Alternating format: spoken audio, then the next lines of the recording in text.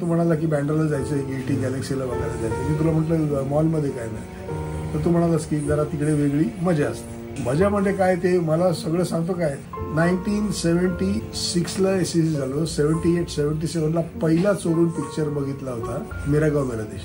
चोरून ना, पण पब्लिक जे आहे ना ते अजून पण त्या प्रकारे चेकाळते, अक्षरशः चेकाळते सर.